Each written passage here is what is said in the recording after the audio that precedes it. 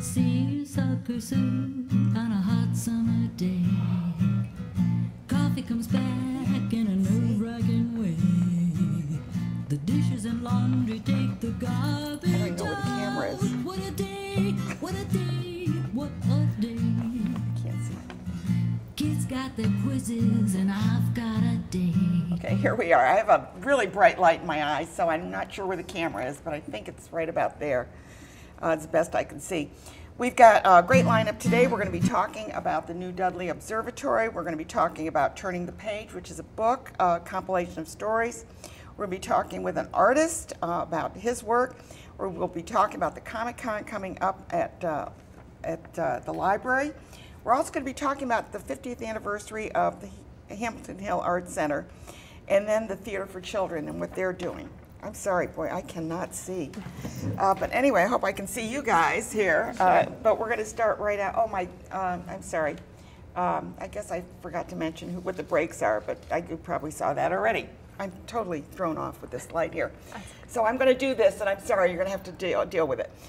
So anyway, thanks so much for coming. We're going to be talking about the Dudley Observatory and what's coming up there. You've got an opening coming up, and I had a couple of photos of the space. So yeah, definitely. We have the president of MySci with us today, and we also have Valerie Rapson, both PhDs, and we're going to be talking about that Dudley. So tell me a little bit about it. Yeah, so we have a brand new Dudley Observatory building. We just built the roll top roof observatory. It looks kind of like a shed, to be honest, but it's a little more impressive than that. I'm sure it is, because you have to have something in there. Yeah, exactly. So we have a brand new telescope inside. The roof rolls off completely onto a trellis to reveal the telescope to the night sky, and we have a brand new 14-inch, fully modern computerized telescope for the public to look through. That's amazing. How do you feel about this, Gina? Oh, I think it's great. So as a result, we're going to be open on Thursday nights come September. Yes. So for sky viewing. Well, it was interesting because I think the mailing I got showed it was from 9 to 11 at night, 9 in the morning to 11 at night, but then I saw the observatory was from 6 to 11. So which is it? Yeah, What's going on there? So our full opening is on July 27th. That's the first opening for the public. The museum, MySci, will be open 9 a.m. to 11 p.m.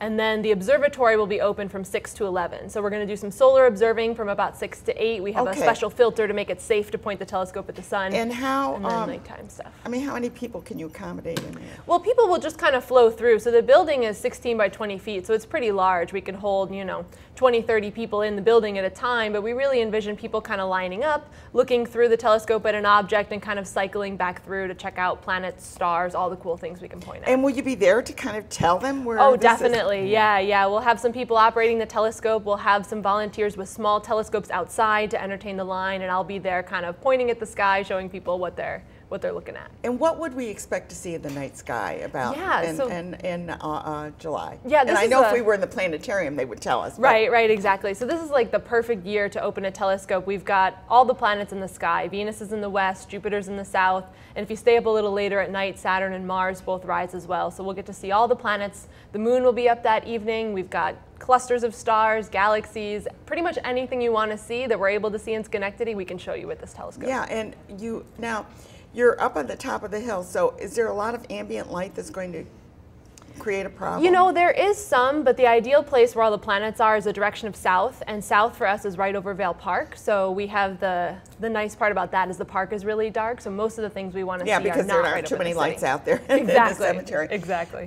Gina, how do you feel about having the observatory? Because this is kind of a new thing for MySci. Well, it's very exciting because the Dudley has been living at MySci for 2 years. Yes, they have. And so this is the culmination of that relationship between MySci and the Dudley, and it really pulls together this innovation in space theme that MySci has been focusing on with the Challenger Learning Center and the planetarium.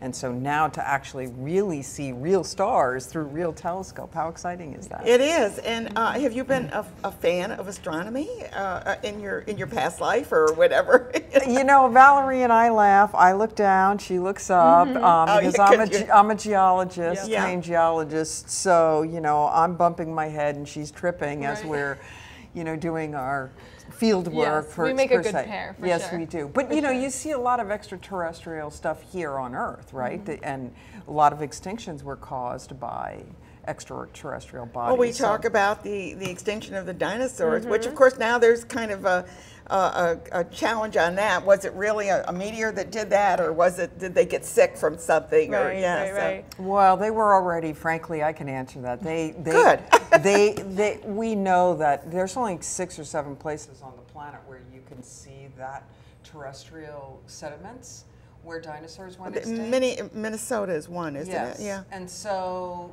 they were already, their diversity was declining, and so were their numbers long before the impact. Oh, okay. So there was already, you know, there's a lot of volcanic activity happening in India and on the West Coast. So that sort of, you know, polluted the air and caused some light not to be able to come through. So. Sounds like a show, talking about the dinosaurs, really. Fascinating. And you also have classes for, because we should touch on that. Sure. Will the Dudley be part of any of the classes that's coming So we up? actually just did a class last week called Aliens and Exoplanets for kids in grades 3 through 5, which was great. But we do have the Challenger Learning Center, and they have Space Academy classes the rest of this summer. So you can come and learn how to be an astronaut, a moon explorer, all sorts of fun things. And I love the Challenger Learning Center. Isn't that much fun. amazing? It is amazing. Now, I know that you came from another facility or institution, I guess I would call it.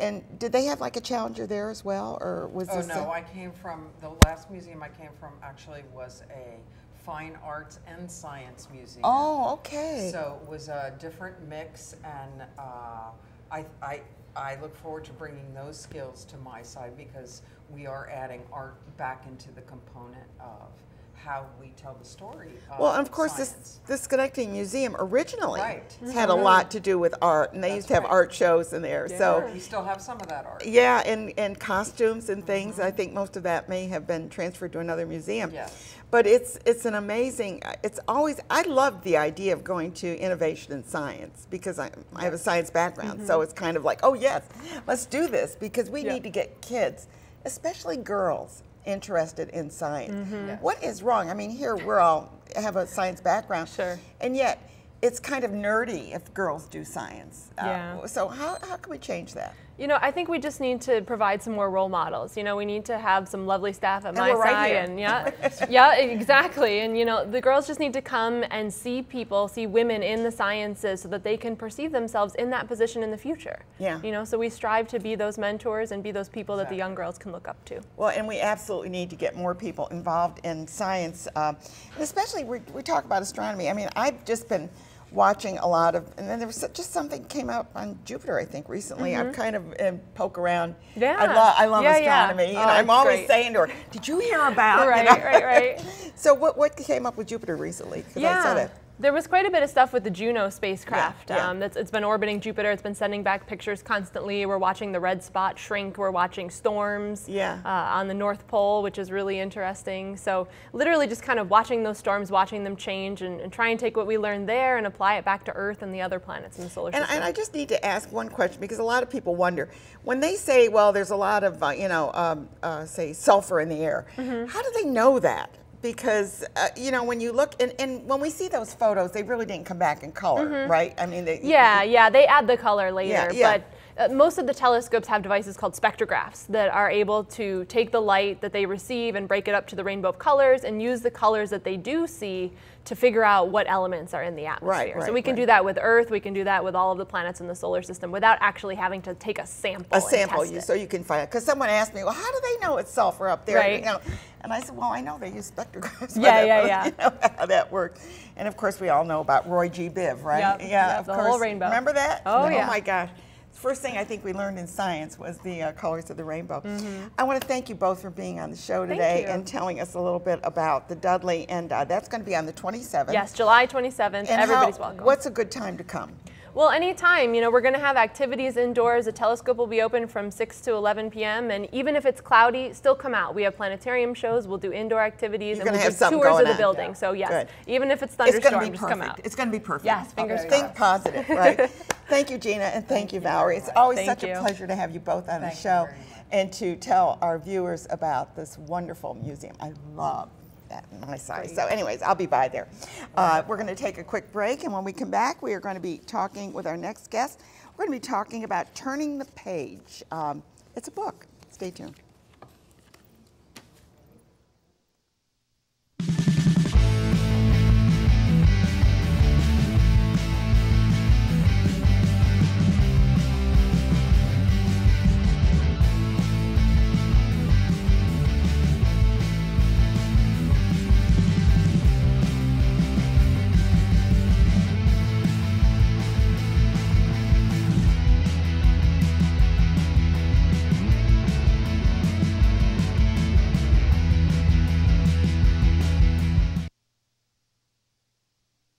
Back again. I'm sorry, the light is just so bright for me. I don't know, it's okay for you because you're looking the other way.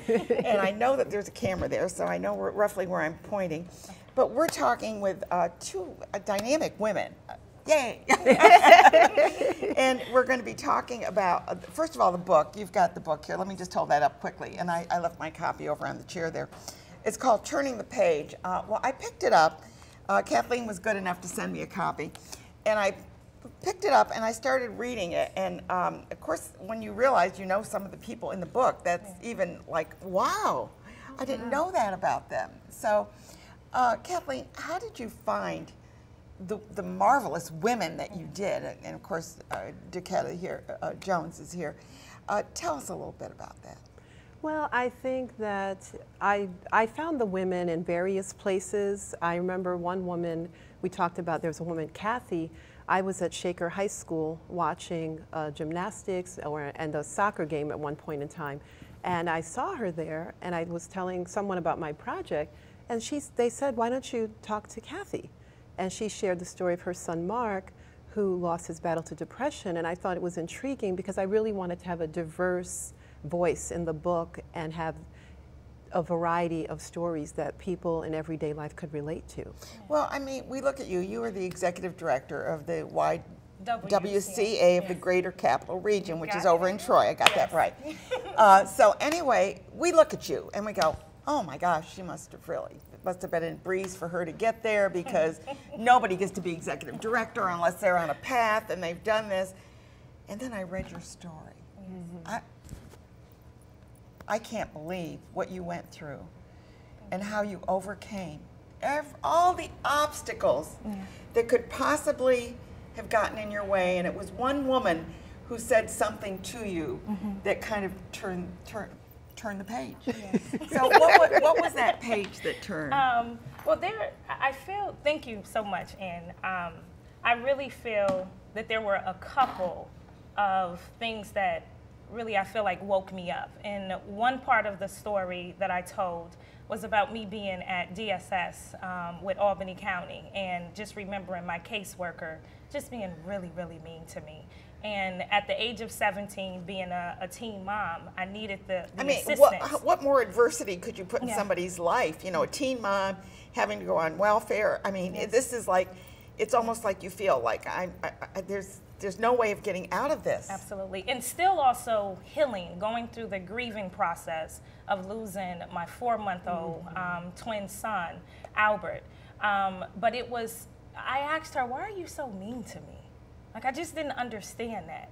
And she basically said to me that she felt that there's a lot of Black women that she keeps seeing coming to DSS for assistance, and it's like as if we don't want to do anything with ourselves. And I'm like, well, what makes you think I don't want to do anything with myself? Because of my current circumstance? I was like, no, I want to graduate from high school, which I did graduate from Albany High School. I want to go to college, and now I sit here with my associates, my bachelor's, and my master's degree, as well as leading an organization that's dedicated to eliminating racism. Too bad you didn't have more motivation. Yes. Yes. Used it all. Yeah, but it was my grandmother that used to tell me when I was little that in life is going to be really hard, but it doesn't give you permission to give up. And that's something that I really hold with me, because I didn't understand it when I was little. Just like, what does she mean when I have my little temper tantrums and, you know, pouting and things didn't get my way? And she would say those things to me. So yeah, and it's important to look at our families, because when you talk about your grandmother, I mean, unfortunately, my grandmother never spoke English, so I never got any words of wisdom from her, although I'm sure she had many because she came from, quote, the old country. So I'm sure there was a lot that she could have imparted, but I never received it. But you were fortunate enough to hear from your grandmother coming up with... Both of my grandmothers. Yeah, they were trying to give you a message, and they did. Yes. But it took a couple of things to kind of get you to say, look, I'm just going to show everybody. Yes. How do we get that word out to people? Well, women especially. For me, it was my son, Alondre. You know, after losing his twin brother, it was extremely hard. And I actually relocated from San Antonio, Texas, so I also changed my environment and came here, and it wasn't the best experience initially. But I started seeing my son, Dre, as I call him, as a symbol of motivation. He was my motivation, and with that, I also knew my purpose. I knew that I was here for a reason. And it wasn't just you. No, it wasn't just you. I had to do it for him. Yeah. I had to do it. And I've always been the type of person that when people tell me negative things, I look to change them into something positive. So you said I wasn't going to graduate from high school. Not only did I graduate from high school, but I did it a year early. Yeah. And I was a teen that got pregnant at 15 and then birthed 2 babies at the age of 16 years old. And I have been on my own, and I always say, but God. Yeah. Whatever got you to where you are today, we'll just give it a big shout out for that, however it happened. But Kathleen, you found these women by chance? I guess it was a multifaceted approach. I talk to everybody who knows me. I meet people in bathrooms and basements and cars. I make friends wherever I go. I know you do. She's fabulous. She is. You have your own company or consulting company. Yes, yeah. I love and motivational speaker. Yeah, and I love and I'm passionate about people. I feel I was put on this earth to empower, elevate, and equip women, and anything that I can do anywhere at any time to help anyone, I do it. And that's why I gave birth to this book, which was really challenging. There were so many obstacles in my way in terms of time, partnerships, different things that happened along the way, but I kept pushing forward. And I think it was so important to share women's stories because I find that, like for example, with Daquetta, there's a little girl out there who's 16 years old who will find hope in Daquetta's story. There are people who find hope in all the various stories that people struggle with because we are all one race. We are the human race, and we have more common than we don't. And I think that it's so important. That's why I think I was put on this earth to share stories of every situation and every circumstance that has happened. And that's given me hope. And sometimes the illustration of someone who's been through it means a lot more than, oh, you need to do blah, blah, blah, you know, and because, I mean, people will tell you, oh, you know, you really need to blah, blah, blah. But when you read a story or you hear a story, whether it's on TED Talk or whatever it is, you learn that people have gotten through some pretty crappy situations. Oh, yeah. Whether it's being in an accident and losing the use of your body, or whether it's, you know, there's a plethora of things that can happen to any of us. Absolutely. And we need to be able to say, look, you know, there's other people that have it worse off. I'm going to get through this. Absolutely. Right, and I also think in my choice in sharing my story about adoption, there are a disproportionate number of black children because there are only 15% African American children in the U.S. and there's disproportionate how many are in foster care. Oh, really? Okay. Disproportionate. And I adopted my son. It was a teenage walk. Mark and I have been together since I was 16 years old, and we were walking in the neighborhood one day, and he said to me, you know, Kathleen, I'd love to adopt one day. And I said, Mark, so would I. Fast forward, we had Danielle, we had Christopher, we had Sarah, and we were literally going to bed one night, and he said to me, you know, Kathleen, I am 38 years old, and I was 35. He said, if we're going to do it, we need to do it now. Yeah. And I literally got up the next day, went to Gold's Gym. It was called Gold's Gym at the time. Got on the Gold's Gym machine. It was starting on the Stairmaster, and the came up. It says Albany County foster parent. And I called the number. And then we... Amazing how things happen. I called the number because I really believe you attract what you are and you attract what you believe. Yeah. So once I made the decision, then the stars lined up. Yeah. And I think it's with everything that we do. If we believe we're supposed to have something and we pray about it and we think the stars will line up, you know, for me, it's my faith in God, and things will happen. So we need to have more hope and believe that there's a magnet out there that will attract you. And as a result of that, then I was able to adopt my son December 23rd, 2009. And he's now 14 years old. Where can they get the book? Because we're almost out of time. I want to make sure that the people get their hands on that book. Sure, they can go on Amazon.com and they can get the book, and it is $15.99.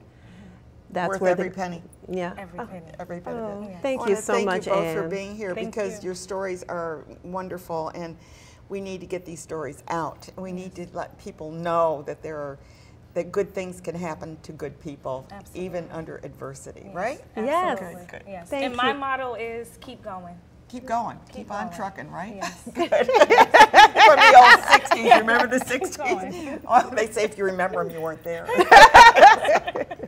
But anyway. Thank you, Anne. We're going to take a quick break, and when we come back, we're going to be talking with an artist. And what wonderful work he does. Stay tuned. I'm Ann Perillo.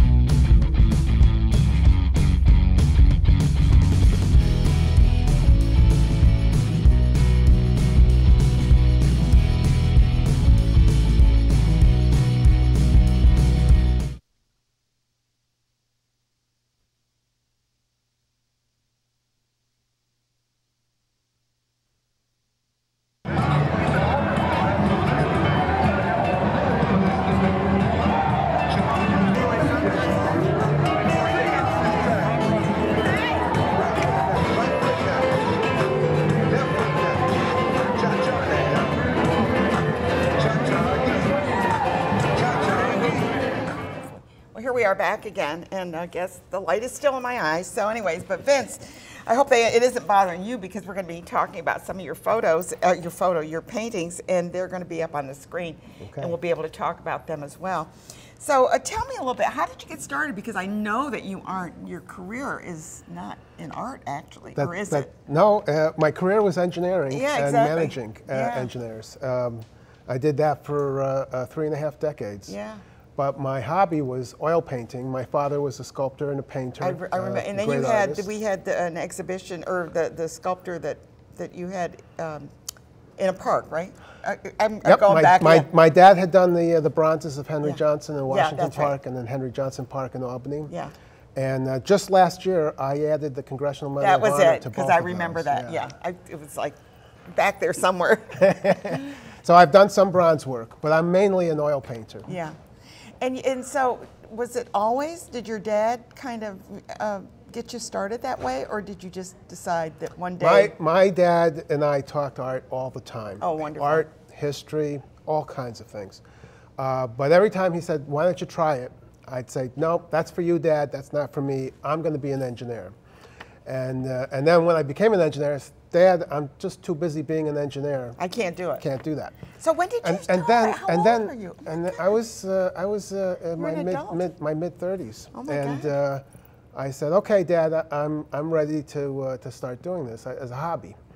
And he told me a few things. I also took lessons from a couple of professional artists in the area. Yeah, you need a little tweaking. Different perspectives is very helpful. Okay. And then, 3.5 decades later, I said, okay, I'm retiring from engineering. Now what am I going to do? I started a second career as an artist. You know it was going to be art, right? Yep. So let's take a look, because we have a couple of the photos, I say photos because it's a photo that I got a JPEG file of the painting. So let's, there's that one. Water to me has got to be the hardest thing to paint. This is a seascape that I did actually as a painting demonstration for the Schenectady Art Society. Oh, really? I'm a member of the Schenectady Art Society, County Art League. But this was a painting demonstration that I did a month or so ago. And I mean, you got the sky, you got the color in the sky. Whoops, oh, there's a self-portrait, right? That's the self-portrait, yep. I did that last year. Okay, I can't even imagine trying to do a face, but anyways, hands, I guess, are supposed to be the hardest thing to do. But anyway, so now we've got water this again. This is another seascape, yep. I call that Safe Harbor. This is out over on the New England coast, basically. Now, do you take a photo and then work from the photo, or do you just sit out there with an easel and try and paint al fresco? Yes to all of that. Oh, okay, you do it all. But a lot of it is photos to remember certain scenes. Sometimes I'll do a quick sketch. But I like to get out there when I can. It's rarer when I have the time to go out and paint on plein air. Yeah. But I try to do that. So so what is your favorite type of painting to do? I mean, it looks like you do water. Look at this. This is Washington Park, right? Washington Park in Albany in the winter. Always loved that park. My whole life I've loved going there. You seem to get the water or ice in all your paintings. Is that? Just a fluke of the time. But I understand that. So, are your paintings for sale? And I know that you have You have 2 exhibitions coming up, or out there now. So, tell us a little bit about those. They are for sale, Yeah. and I also do commissions. So, if somebody Okay. wants a special painting, I'm working on a portrait at the moment. Okay, good. I'm doing a one-man show at the Living Room Gallery. The living room, and that's in Menands. In Menands. It's part of the historic St. Agnes Cemetery office complex there, and they have a room for a gallery space. So there's an artist reception. That's going on July and August, and there's an artist reception August 23rd from 5 to 7 o'clock. Hopefully people will come out for that. I hope so. I also have a second show. I'm a part of a group show at the American Italian Heritage Museum in Albany.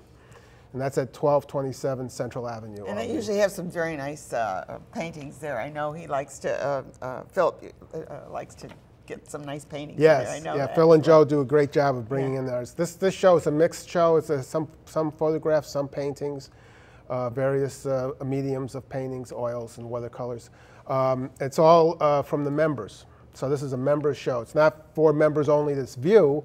That's for the public. It's for the public. But it's members only to enter it. So it's kind of an interesting show. This is what I'd like to know, because I'm sure that people know they talk to artists and things. Do you have like 4 pictures going at one time, or do you just do one and you concentrate on that?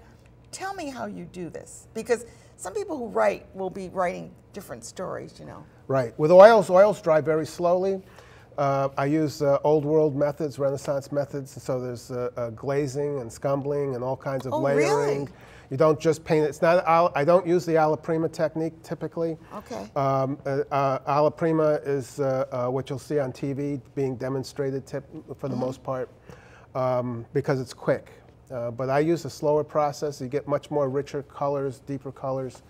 So because of that, I'll have several paintings going at once. I'll start one, I'll have another one midway through, and while that's drying, I'm working on a third one. While those are drying, I go back to my first one, and I kind of rotate around. Your so I've always studio got must be more. amazing to walk in and see all these in If you can find space to walk, it's a great place. I usually have quite a few things going on at once. Yeah. Well, but that's nice, and they say that with oils, at least you can correct them more easily than with the watercolors. Is that correct? That's correct. With watercolors, it's a little more difficult. You can correct watercolors, but it's much more difficult. Yeah. Oils are much more forgiving. Yeah. But they're also more difficult because of the time element. So you have to keep your wits about you. Yeah. What did Da Vinci work in? Oils? Oils. Yeah. Mainly oils. And, Yeah, I think that's pretty much what they didn't have acrylics then. They didn't have acrylics, no. So, I mean, it's funny when you think back of the old masters, and then, of course, you read about these art forgers that end up, you know, baking things and making. Yeah, I'm still waiting for somebody to want to forge mine. Who knows, someday when you're watching this, you know, 50 years from now and you're watching this old show, you're going to say, oh my gosh, they really did do that. So, I want to thank you so much for being here and to tell about your exhibitions coming up. We want to remind you it's going to be in the Living Room Gallery over in Menands. and also at the American Italian Heritage Museum, and they're in July and August. Please stop by to both of those. They're amazing. I love to look at art anyway. So, and it was nice to hear that maybe the museum will be going a little bit into art a little bit too. Yeah, that's exciting news. Yeah, Yeah. Thank you, Ann. We're going to take another quick break, and when we come back, we're going to be talking with our next guest, and we're going to be talking about Comic-Con. Stay tuned.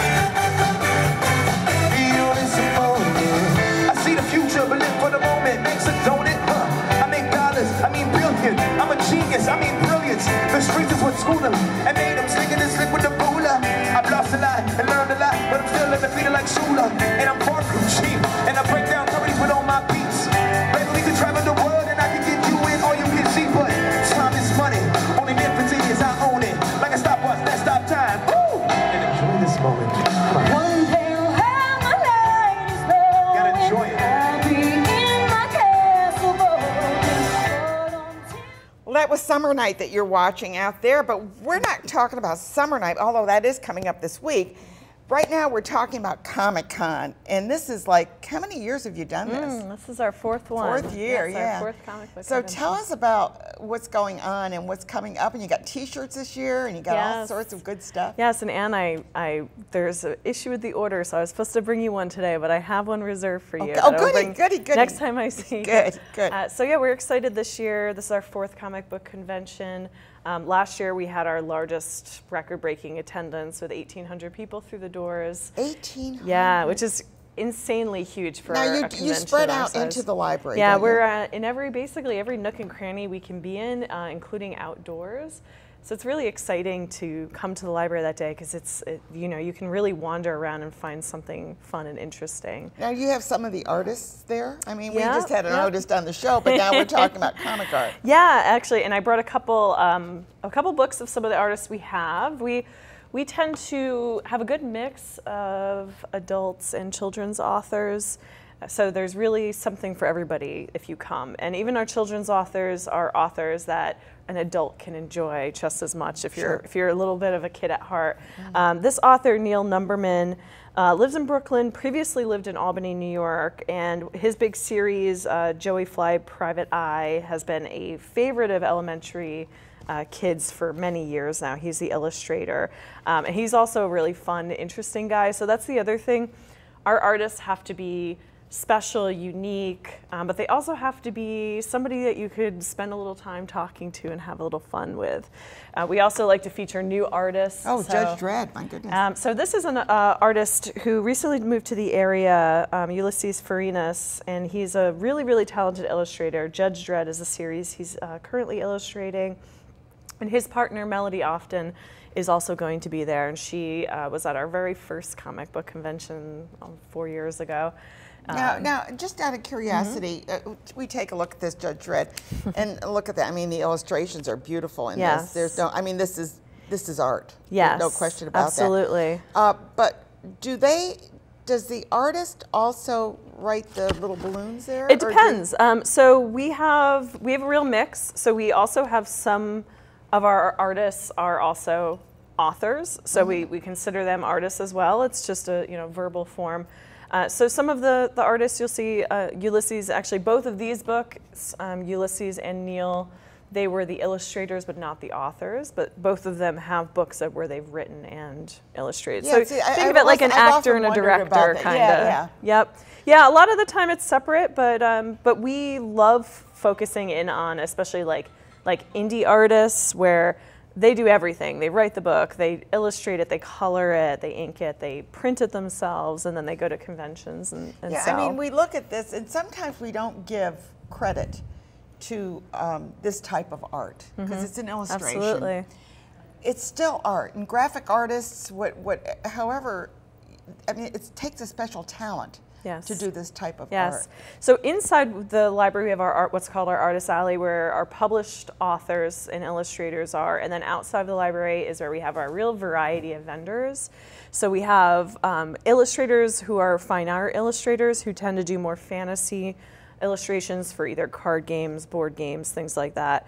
We also have outside people are going to be doing face painting, selling used comics, new comics, toys, all sorts of like pop culture items. But we also try to push as much as we can like people who make handmade things, because that's a really special. We have somebody who makes really quirky little stuffed like animal, like Japanese style stuffed animals. Nice. Yeah. But yeah, we're excited this year. So it's an event. It's a huge event, and it's all free. That's the thing. Like Yeah. comic book conventions can be really pricey. Oh, yeah. So the only thing, we encourage you to bring some money to support some of our artists, and we are going to have a couple food trucks this year, which we've never had before. What are the food trucks? We're having Given to Fry and Kona Ice, so hopefully it's a hot day for some Yeah, Italian that's all right. I'm ices. sure they'll do very well no matter what. It seems yes. to me. And that's going to be, when is this event? So this is next Saturday, July 14th, from 10 a.m. to 4 p.m. at the Schenectady County Public Library. And It's open to everybody. open to everybody. Like I said, there's some family-friendly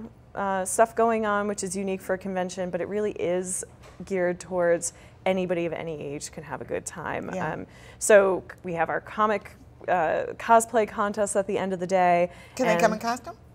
Almost Encourage. everybody comes in costume. Okay, great. You may feel a little left out if you do not come in Okay, costume. And we good. are selling T-shirts this year. That's the new thing. We have upstate merch from outside of Binghamton is coming, and we have up on the screen here four different designs. I brought two to show you Oh, guys. I like the Electric City. Yeah, so you're going to be able to have a live printing. This is one of our comic book artists, Shane Moore, designed this Funko Pop inspired Yeah. character voltage. So yeah, all different sizes. You just $15, print your own shirt, and a proceed go to the Friends of the Library, who of course are the wonderful group that sponsor. Yeah, I just put a check in the mail to them Yay! because they just sent out Thank their you. membership. So I sent a check in because I do support the Friends of the Library. They do such great things. Yes. But besides supporting all these events and the speakers and the noon series, they also have a bookstore. So please go to the Whitney bookstore. And that's, sometimes you have the cast-offs from the library and then donations that people.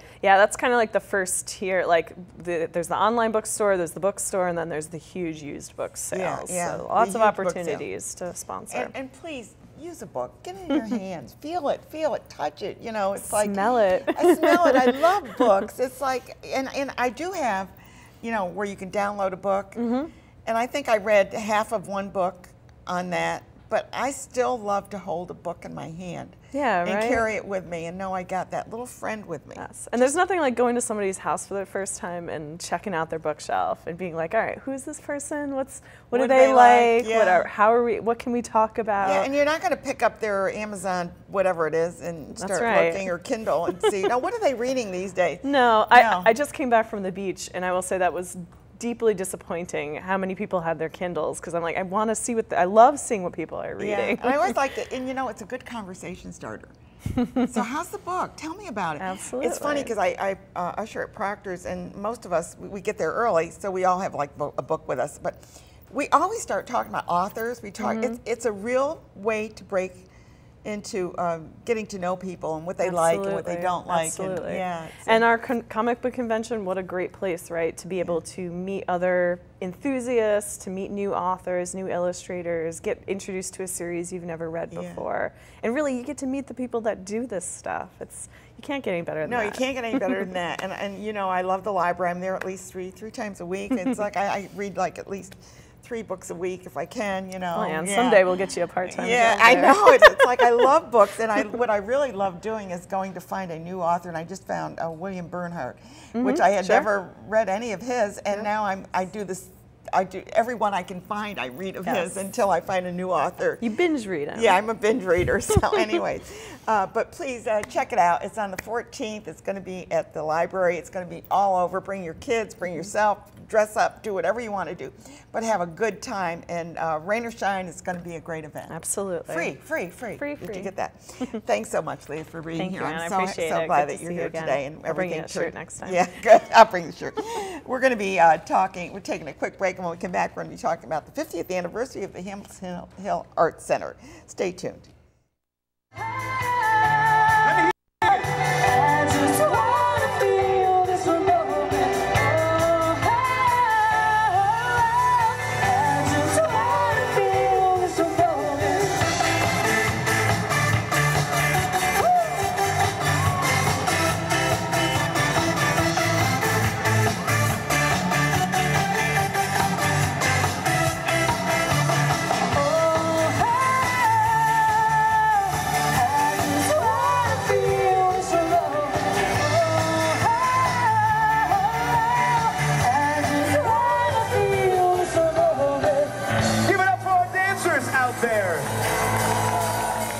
Summer night, what a great event that is, and I hope we'll see you there on Friday coming up. And you planning on going? Yeah, I'll be there. It's always fun to go to see what's going on. But right now we're going to be celebrating your big event coming up, and that is going to be on July the 14th, which is a Saturday. Is that correct? The Saturday. And summer night is on a Friday, so you'll be able to do both. All day at Proctor's? Tell me what's going on. Yes, well, it's our 50th anniversary at the Hamilton Hill Art Center, and for 50 years we've been celebrating the arts and culture of the African diaspora. So we decided that we were going to fill Proctor's, you know, in every corner with the art and culture of the African diaspora. We have a great lineup. We have a music festival, which includes Hannibal Lukumbi, who is a world-renowned jazz composer. Wow. He's been at SPAC and packed the theater.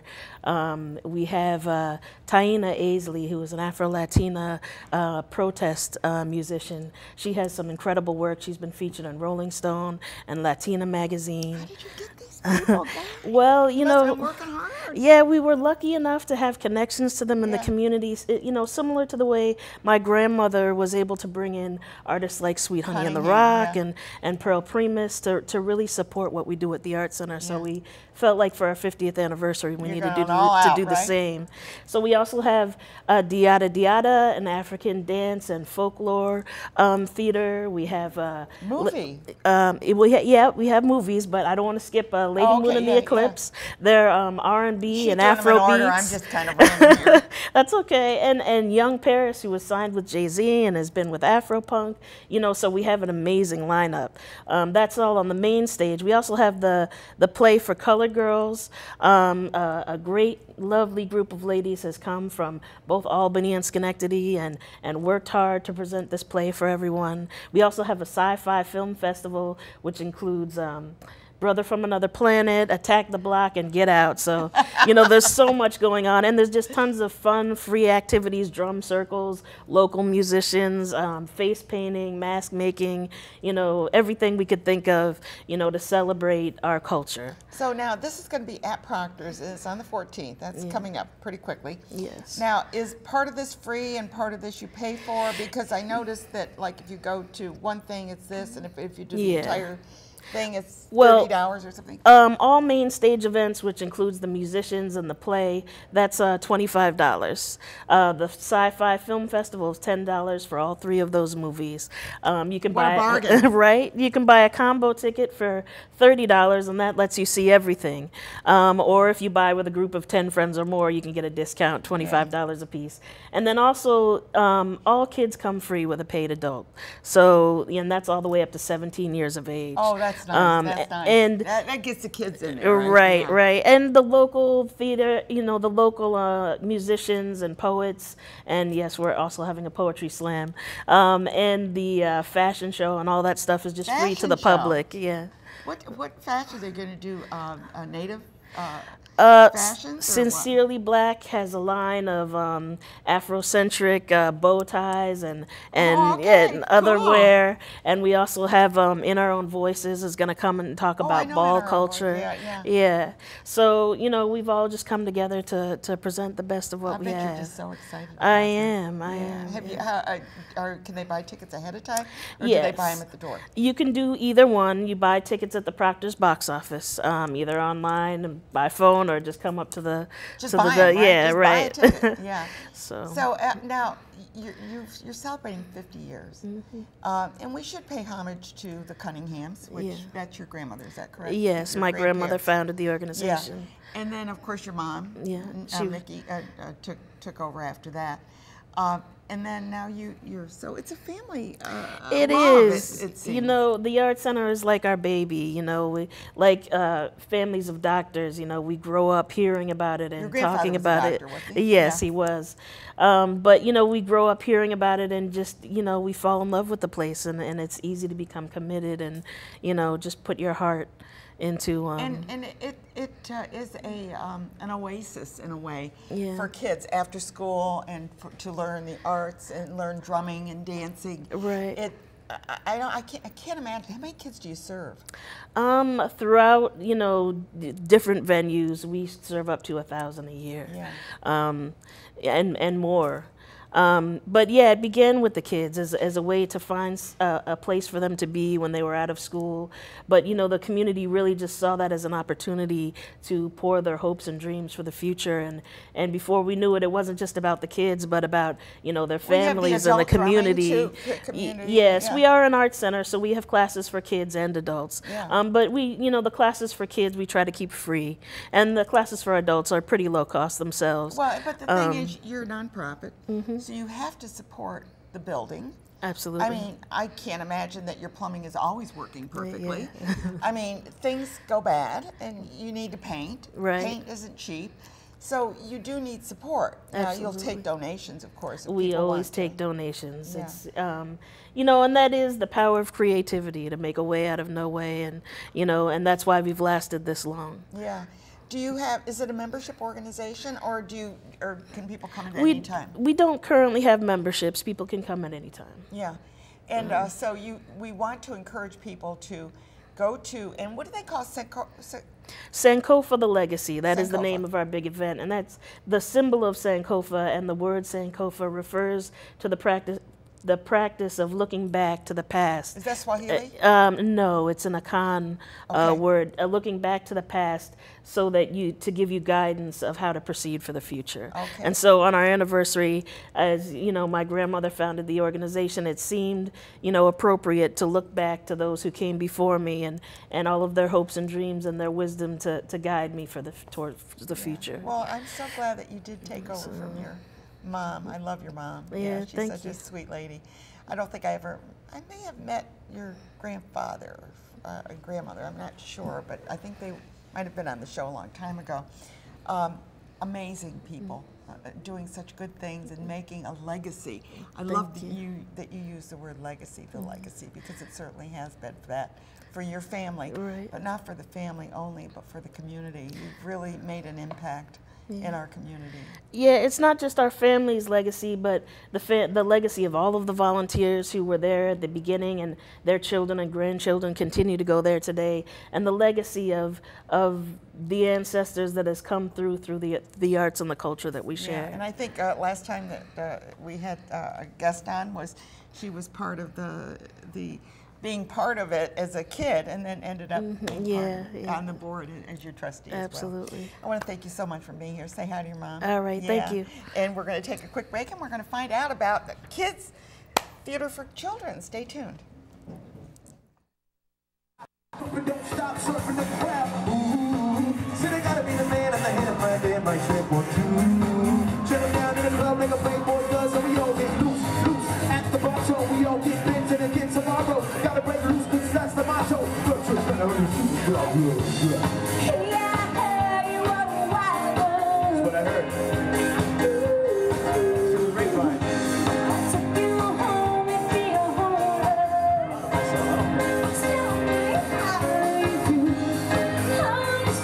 Down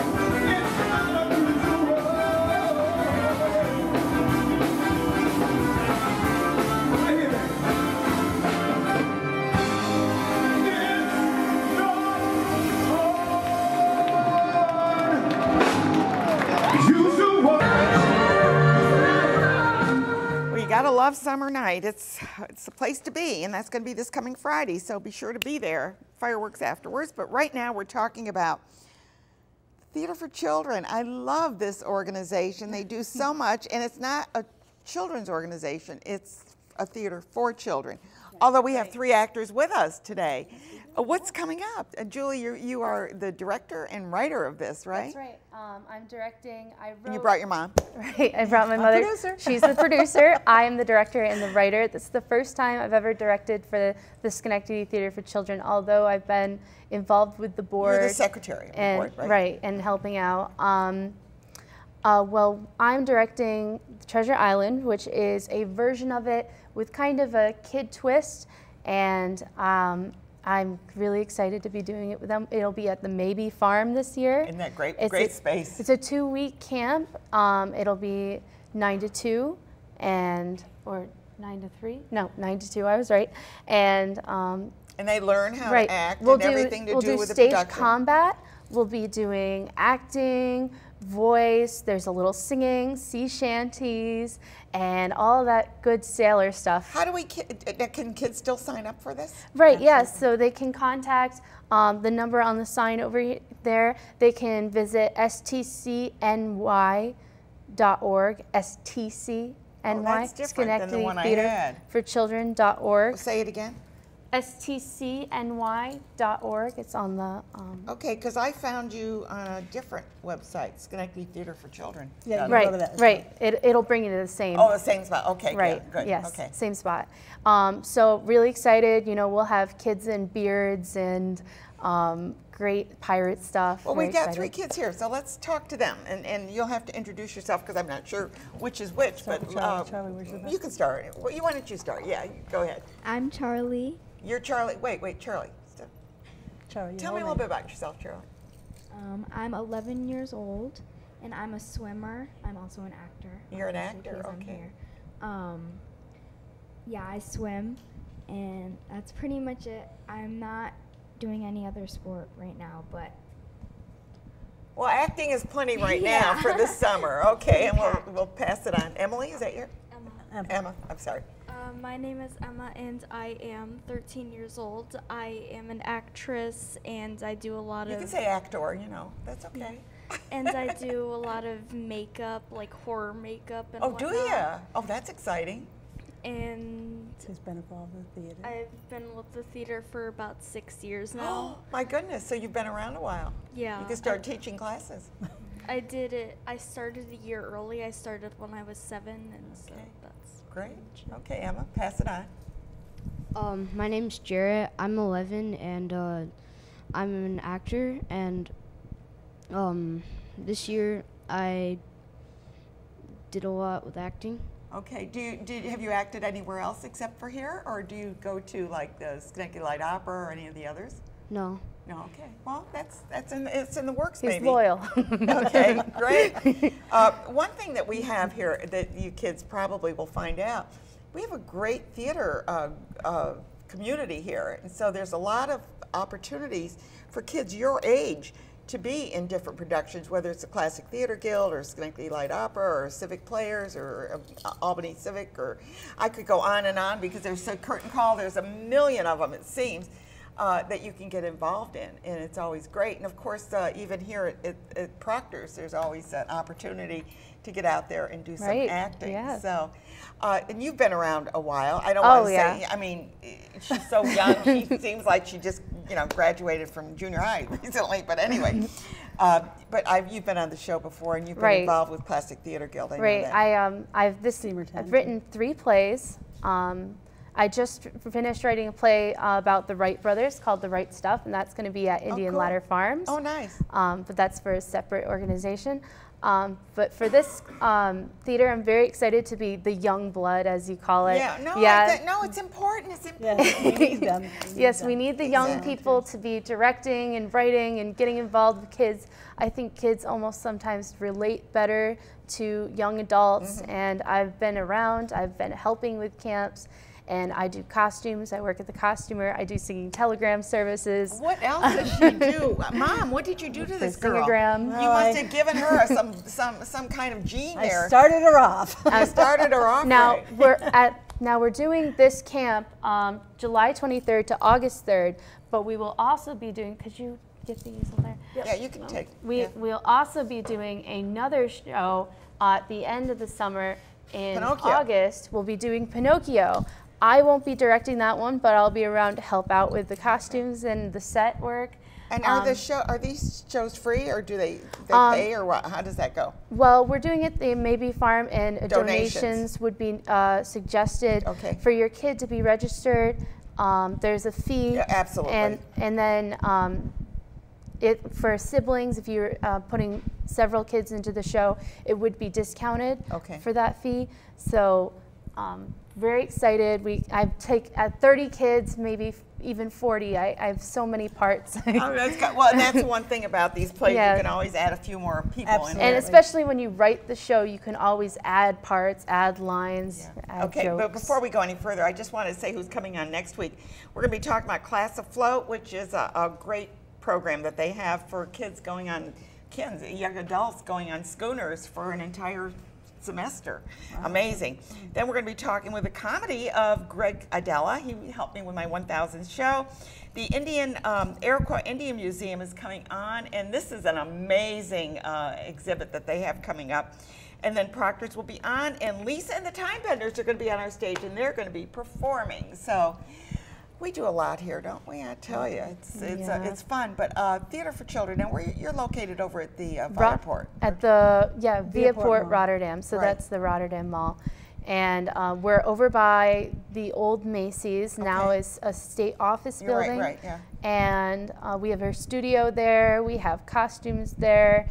We have like a stage area. And sometimes you do performances in the the sometimes we do them there, and we'll be doing the Pinocchio show in that area at the studio. But this one, because it'll be nice in midsummer, we got a space at the Maybe Farm. I think it's a great space to get out there. Maybe Farm is a lovely area, and there's plenty of parking. You can park on the lawn, but there's plenty of parking there as well. So you're the producer of this, right? I'm the producer of this. I produced another show or a camp a couple months ago. I had a great time. We did improv. We also do open mics, and those are completely free to children. We're going to have another one in the fall. And where do you have those? They're right at the theater space, and there's no practice or anything. The kids come in with their own music, and they go up and they do their own thing, and there's no chiming or anything. If they do it wrong, they start all over again. It's a lot of fun. It is a great way for kids to, and especially we're looking at 3 young actors here, and they're all on the stage, and you're all saying your parts. It's kind of scary sometimes to think about getting up in front of people, right, and talking. I mean, I used to have a terrible time, believe it or not, but you get over it. You get over it.